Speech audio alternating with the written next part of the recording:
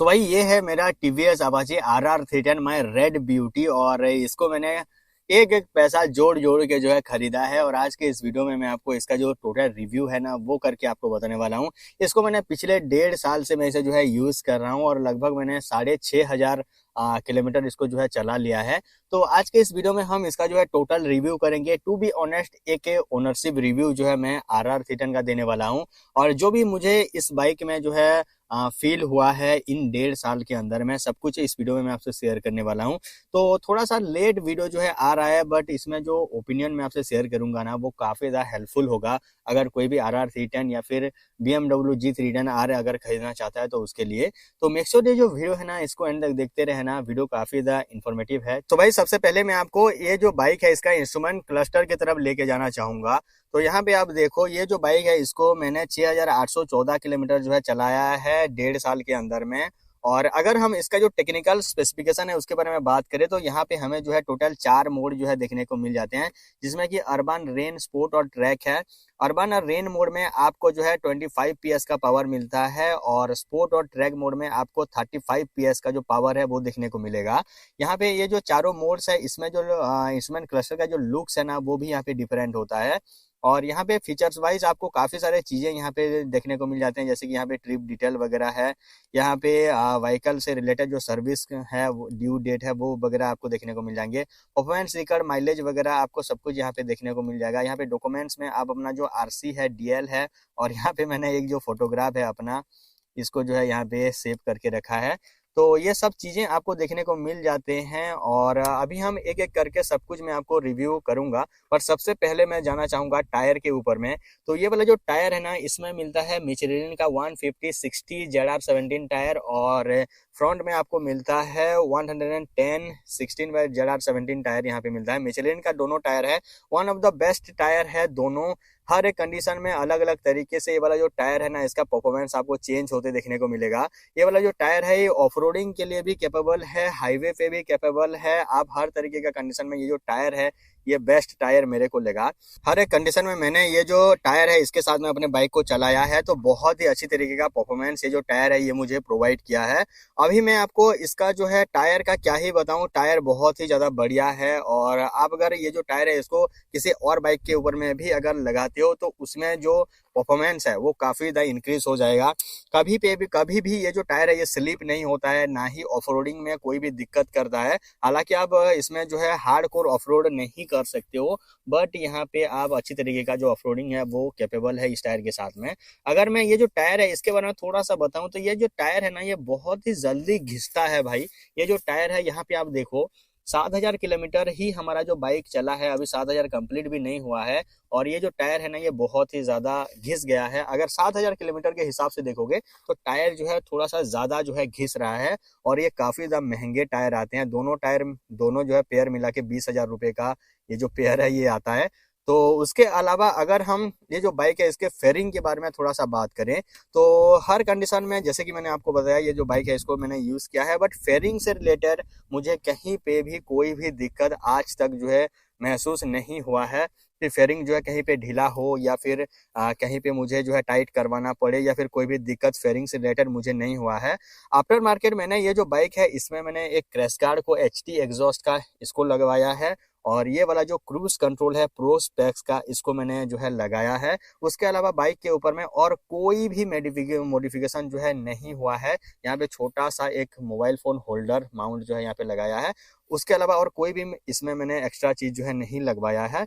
अगर हम सबसे पहले इसका जो हेडलाइट थ्रो है उसके बारे में बात करें तो सभी ने कहा है कि इसका जो हेडलाइट है वो काफी ज्यादा बेटर है, काफी ज्यादा बढ़िया है।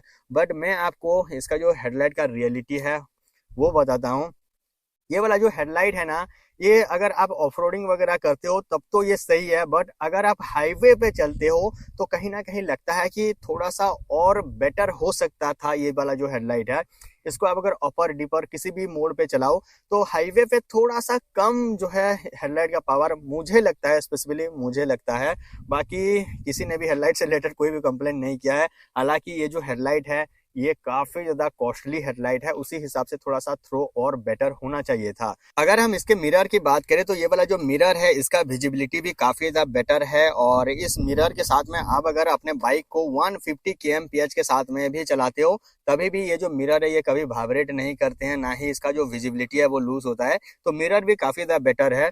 अगर हम ये जो डैशबोर्ड है इसके बारे में बात करें तो यहाँ पे जो स्विच वगैरह दिया गया है काफी प्रीमियम, यहाँ पे की वगैरह को यूज किया गया है, प्लास्टिक वगैरह सब कुछ बिल्कुल सही है। यहाँ पे की में भी मुझे कोई भी दिक्कत यहाँ पे देखने को नहीं मिला। हालांकि ये वाला जो क्लच का वायर है ना ये एक बार जो है टूट गया था, वो सर्विसिंग के जो पार्ट्स है उसमें मैं आपको बताऊंगा। अगर हम ये वाला जो सीट है ना इसके बारे में बात करें तो ये वाला जो राइडर सीट है ना ये पहले के टाइम पे थोड़ा सा सॉफ्ट था, बट 1.5 साल यूज करने के बाद में ये वाला जो सीट है इसका कुशनिंग है थोड़ा सा हार्ड यहाँ पे हो चुका है। सेम ये वाला जो सीट है इसका भी कुशनिंग हार्ड हो चुका है, और यहाँ पे आप अगर इसको दोबारा से कुशनिंग करते हो तो ये काफी कंफर्टेबल हो जाएगा, बट 1.5 साल के अंदर में ये वाला जो सीट का कुशनिंग है वो अभी हार्ड हो चुका है। अगर हम सीट का जो पोस्चर है उसके बारे में बात करें तो राइडर जो सीट है ना वो काफी ज्यादा कंफर्टेबल है, बड़ा है, बट ये वाला जो पिलियन सीट है ना ये काफी छोटा है, जिसमें कि कोई भी बंदा अगर बैठेगा तो वो डेफिनेटली अनकंफर्टेबल होगा, और इसका जो हाइट है वो भी काफी ज्यादा है। तो अगर पिलियन को आप अगर बिठाते हो तो बाइक को चलाने में काफी ज्यादा अनकंफर्टेबल लगता है। तो भाई अभी हम बात करते हैं ये वाला जो बाइक है ना इसके माइलेज के बारे में, क्योंकि काफी सारे लोग जो है माइलेज के ऊपर में काफी ज्यादा कंफ्यूज होते हैं। तो ये जो हमारा RR310 है इसको अगर आप अर्बन या फिर रेन मोड पे चलाते हो, जैसे कि मैंने इसको जो है चलाया है, तो उस कंडीशन में मुझे इस बाइक ने जो है 33 से 35 किलोमीटर का जो एवरेज है, जो माइलेज है ना वो निकाल के दिया है।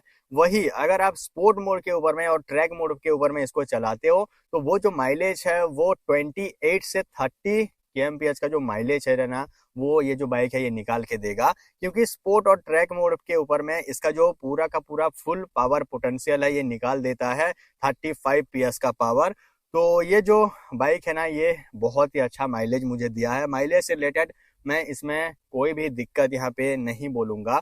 तो भाई अभी हम बात करते हैं इस बाइक का जो ऑफ रोड कैपेबिलिटी है उसके बारे में। तो ये वाला जो रिवर्स इंक्लाइंड 312 सीसी का इंजन है ना ये BMW के G310 GS पे भी आता है, जो कि प्रॉपर एक ADV मोटरसाइकिल है जिसमें कि आप प्रॉपर ऑफ रोडिंग कर सकते हो, और इसमें भी सेम इंजन यहाँ पे दिया हुआ है। बट इसका जो ट्यूनिंग है ना ऑफ रोडिंग के मामले में वो उतना ज्यादा बेटर नहीं है। सबसे पहले ये वाला जो ग्राउंड क्लियरेंस है ना ये ऑफ रोडिंग के लिए उतना ज्यादा कैपेबल नहीं है। साथ ही साथ इस बाइक का जो ट्यूनिंग है ना जो जैसे कि इनिशियल टाइम पे जो टॉर्क है ना वो उतना ज्यादा बेटर नहीं है कि आप ऑफ रोडिंग के टाइम पे कंफर्टेबल होकर ऑफ रोडिंग कर सको। अगर आप हाईवे पे चलाते हो थोड़ा बहुत अगर आप ऑफ रोडिंग करते हो तो उसमें तो काम चल जाएगा, बट अगर आप हार्ड कोर ऑफ रोडिंग करना चाहते हो या फिर हार्ड कोर से थोड़ा सा भी नीचे अब अगर ऑफ रोडिंग के लिए इस बाइक को खरीदना चाहते हो तो वो बिल्कुल भी कंफर्टेबल नहीं है। इनिशियल टाइम पे जो टॉर्क है ना ये कुछ अजीब तरीके से बिहेव करता है। इनिशियल टाइम पे जो टॉर्क है ना वो थोड़ा सा अजीब तरीके से ये देता है, जिसकी वजह से इस बाइक के ऊपर में जो ऑफ रोडिंग है ना वो ठीक तरीके से किया नहीं जा सकता है। अभी इतना सब कुछ तो मैंने इस बाइक से रिलेटेड बता दिया है, बट अभी एक ऐसा पॉइंट है जिसके बारे में काफी सारे लोग जो है जानना चाहते हैं, वो है इस बाइक का वाइब्रेशन। इसका प्रीवियस जो जनरेशन था BS4 उसमें काफी ज्यादा वाइब्रेशन से रिलेटेड इशू थे, बट ये जो VS6 वेरिएंट है ना इसमें काफी ज्यादा कम हो चुका है वाइब्रेशन। बट अभी भी जो है वाइब्रेशन बिल्कुल जीरो नहीं हुआ है, बट कुछ मीठा मीठा जो वाइब्रेशन है वो अलग अलग कंडीशन में ये जो बाइक है ये हमें फील कराता है। और जो कंडीशन है उसके बारे में थोड़ा सा मैं आपको दिखाता हूँ।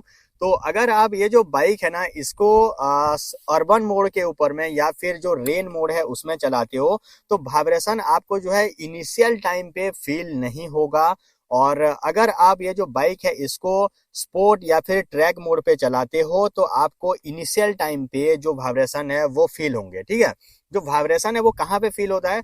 वाइब्रेशन जो है बिल्कुल जो हैंडल बार है ये वाला जो सेक्शन है यहाँ पे थोड़ा सा आपको वाइब्रेशन फील होगा। साथ ही साथ जो फुट पैक है यहाँ पे और यहाँ पे आपको जो वाइब्रेशन है वो फील होता है। जैसे कि मैंने आपको बताया आप अगर अर्बन और रेन मोड पे चलाते हो तो आपको अगर इनिशियल टाइम पे जो वाइब्रेशन है वो फील नहीं होगा। बाकी आप अगर 120 के ऊपर आप अगर चले जाते हो अर्बन मोड के ऊपर में या फिर रेन मोड के ऊपर में, तो यहाँ पे जो वाइब्रेशन है वो फील होते हैं। स्पोर्ट और ट्रैक मोड के ऊपर में आपको इनिशियल टाइम पे जो वाइब्रेशन है वो शो होंगे। जैसे कि आप अगर स्पोर्ट मोड में 60 या फिर 70 kmph तक आप अगर जा रहे हो, तो उसमें आपको जो वाइब्रेशन है थोड़ा थोड़ा आपको यहाँ पे फील होगा। बाकी अगर अगर आप स्पोर्ट मोड के ऊपर में 100 क्रॉस कर जाते हो या फिर ट्रैक मोड के ऊपर में आप अगर 100 से पार हो जाते हो, तो आपको जो है बाइक में बिल्कुल भी वाइब्रेशन बिल्कुल शो नहीं होगा। कोई भी दिक्कत आपको, कोई छोटा सा छोटा चीज भी आपको वाइब्रेट जैसा महसूस नहीं करवाएगा। वही दोनों जो मोड है, चारों जो मोड्स है, चारों मोड्स के हिसाब से जो वाइब्रेशन है वो फील करवाता है।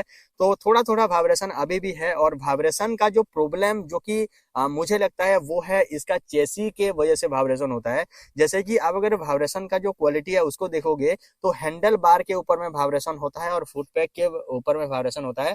तो वो जो वाइब्रेशन पॉइंट है ना, वो कहीं ना कहीं ये वाला जो सेक्शन है, ये टोटल जो चेसी वाला सेक्शन है ना, इसकी वजह से इस बाइक के ऊपर में जो वाइब्रेशन का इशू है वो टीवीएस भी कभी खत्म नहीं कर पा रहा है। एज ए RR310 ओनर अभी हम इस बाइक का जो सर्विसिंग है और इसका जो ऑल ओवर कंक्लूजन है उसके बारे में बात करते हैं। तो ये वाला जो बाइक है ना, ये 6 महीने में एक बार सर्विसिंग होता है या फिर 6000 किलोमीटर में एक बार सर्विसिंग होता है। ये जो बाइक है इसको मैंने 2 बार जो है इसका इंजन ऑयल को चेंज किया है, क्योंकि मैं जो है टाइमली अपना जो बाइक है उसको सर्विस करता हूँ। हालांकि अभी जो है 6000 किलोमीटर चला है, तो टाइम पे ही मैंने इसको जो है सर्विसिंग किया है, और इसका जो सर्विसिंग कॉस्ट है वो उतना ज्यादा नहीं है। तो इसमें इसका जो सर्विसिंग है उसके क्वालिटी के बारे में थोड़ा सा बात करते हैं। तो इसको मैंने यूनिक टीवीएस राउरकेला के ऊपर में इसको जो है परचेस किया था, और वहां पे आप अगर कोई भी RR310 को सर्विसिंग करने के लिए लेके जाते हो, तो सबसे पहले वहां पे जो अपॉइंटमेंट है वो लेना पड़ता है। अपॉइंटमेंट लेने के साथ में आप अगर वहां पे जाते हो, तो आपका जो काम है वो स्टार्टिंग में ही हो जाएगा, आपको वेट करना नहीं पड़ेगा, और बहुत ही अच्छी क्वालिटी का सर्विस वो लोग प्रोवाइड करते हैं। और इसका जो खर्चा है ना उसके बारे में बात करें, तो सबसे पहले 1.8 लीटर का 1750 रुपया का यहाँ पे इंजन ऑयल जो है डाला जाता है। साथ ही साथ यहाँ पे ऑयल फिल्टर और एयर फिल्टर वगैरह डालते हैं। तो टोटल अगर आप कॉस्ट देखोगे नॉर्मल सर्विसिंग के ऊपर में, तो 26-2700 के ऊपर में ये जो इसका एक सर्विसिंग नॉर्मल वाला हो जाता है। उसके अलावा बाइक में अगर छोटा मोटा कुछ इशू है, जैसे कि कभी आपका ब्रेक पैड चला गया है या फिर कभी आपका क्लच वगैरह का कुछ काम है, तो उसमें ज़्यादा जो कॉस्टिंग है वो आ सकता है। बट नॉर्मली आप अगर सर्विसिंग करते हो, तो 26-2700 के ऊपर में इसका जो सर्विसिंग है नॉर्मल वाला वो हो जाता है। यहाँ पे मैंने ब्रेक पैड वगैरह जो है कोई चेंज नहीं करवाया है। यहाँ पे जो क्लच वगैरह है उसका जो वायर है एक बार टूट गया था, तो उसको मैंने चेंज किया था। उसके अलावा बाइक में मैंने और कोई भी चीज जो है चेंज नहीं किया है। अभी मैं आपको इस बाइक का थोड़ा सा जो हीटिंग इशू है ना उसके बारे में थोड़ा सा आपको बताता हूँ। ये जो बाइक है ना, ये इसको आप अगर हाईवे पे कितना भी आप अगर इसको चलाओगे, आप अगर कंटिन्यूअस ये जो बाइक है इसको जो 200-300 किलोमीटर चलाओगे ना, तो ये जो बाइक है ना ये बिल्कुल भी हीट नहीं करता है। बट आप अगर सिटी में थोड़ा सा भी 1-2 किलोमीटर भी आप अगर चला लेते हो ना, तो उसमें इस बाइक का जो रेडिएटर का फैन है ना वो काफी जल्दी जो है चल जाता है। इस बाइक का जो रेडिएटर फैन है ना, ये 100 डिग्री के ऊपर में चलता है।